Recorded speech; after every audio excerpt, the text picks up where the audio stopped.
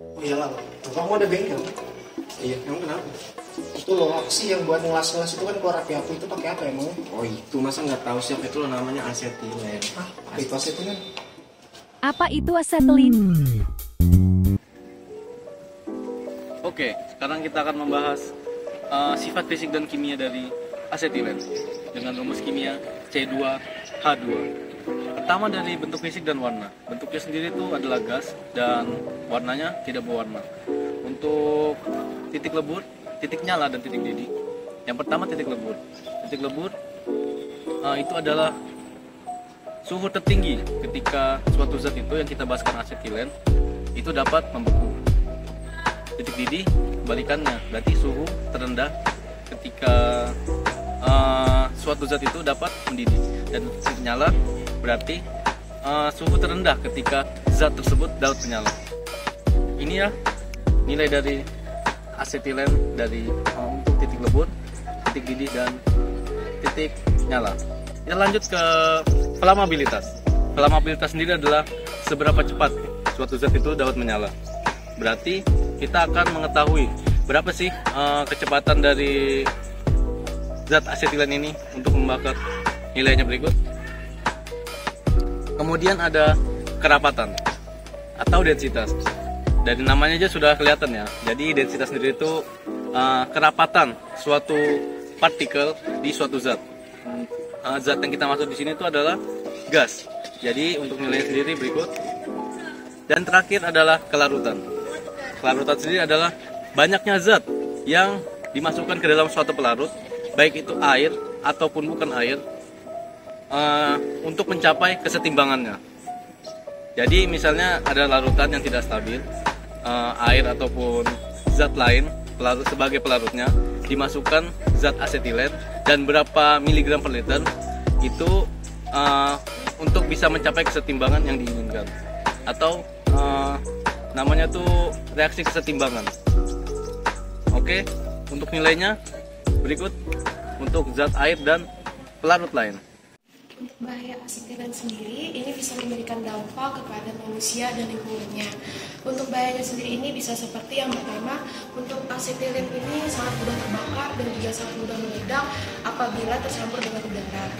Dan yang poin kedua yaitu asetilen sendiri ini memerlukan energi pembakar yang dapat melancarkan prosesnya.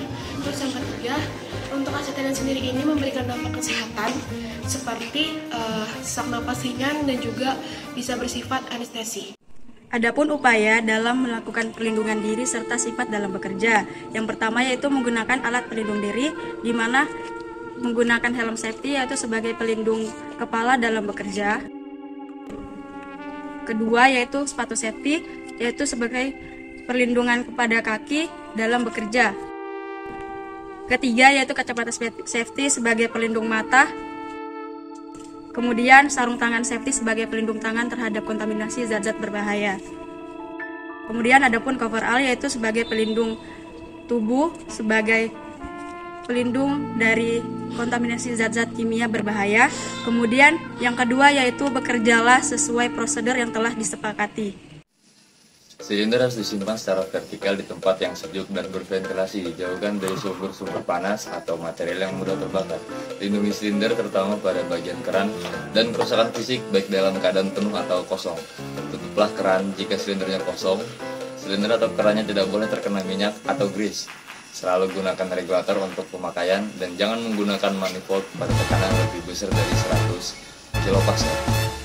Tingkat pengambilan asetilen dari tabung tidak boleh melebihi 1/7 kapasitas isi per jam. Jangan biarkan bagian manapun dari silinder terkena panas di atas 55 derajat Celcius.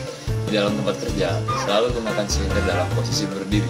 Simpan kira-kira 6 meter jauhnya dari oksigen dan bahan-bahan oksidasi lainnya. Yang bukan tembaga campuran, keterak campuran, dan air aksa campuran tidak boleh digunakan langsung dengan asetilen karena dapat membentuk asetilit yang dapat meledak.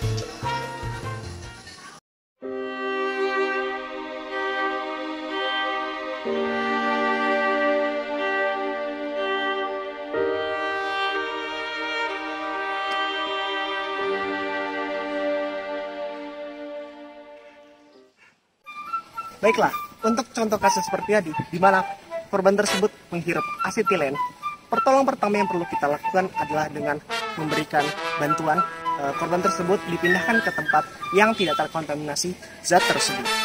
Jika perlu, korban tersebut perlu kita berikan alat bantu pernapasan, dan jika semakin parah, maka korban tersebut perlu kita larikan ke kedokteran.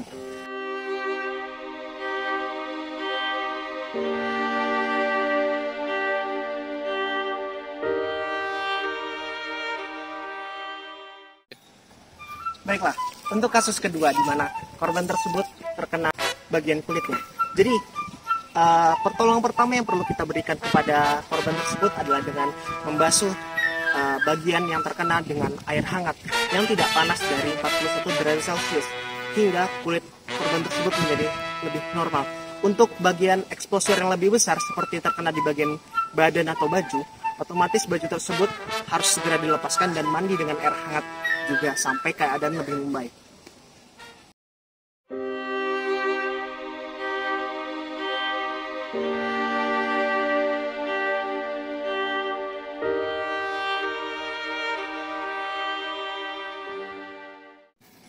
Berikutnya, korban tersebut terkena di bagian matanya. Jadi pertolongan pertama yang perlu kita lakukan adalah korban tersebut perlu membasuh matanya setidaknya 15 menit sambil membuka kelopak matanya agar semua matanya terbilas dengan cukup. Kemudian, jika paparan tersebut memperparah keadaan korban, maka perlu dibawa ke pihak medis.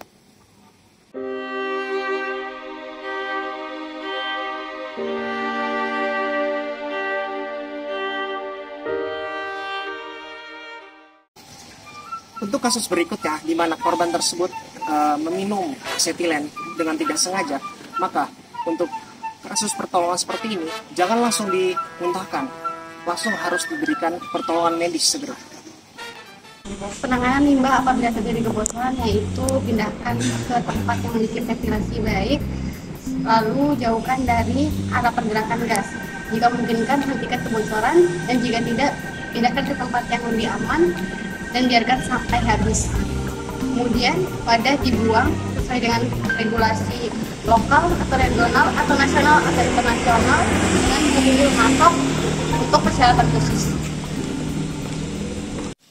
Baik teman-teman semua, setelah apa yang dipaparkan oleh teman-teman saya sebelumnya mengenai gas asetilen, dapat kita lihat sebuah video mengenai sebuah kecelakaan yang terjadi akibat gas asetilen di kota bagian Texas. Finally, the explosions subside. The entire building is destroyed, along with many cars surrounding it. An investigation reveals that one tank with a defective connector caused it to ignite. The flames quickly spread, leading to this explosive chain reaction.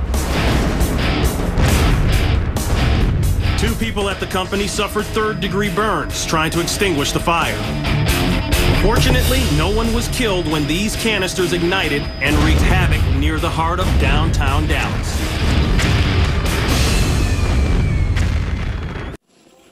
Baik, setelah melihat video sebelumnya tadi, pada hari Rabu tanggal 25 Juli 2007 terjadi ledakan di industri gas di Dallas, salah satu kota bagian Texas. Ledakan diduga dikarenakan konektor yang digunakan untuk menghubungkan tangki asetilen selama proses pengisian itu tidak berlangsung.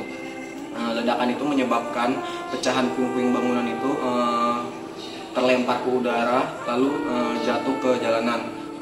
Pada yang terlihat pada video juga, asap-asap hitam itu yang mengepul hingga bermil-mil pada fasilitas tersebut.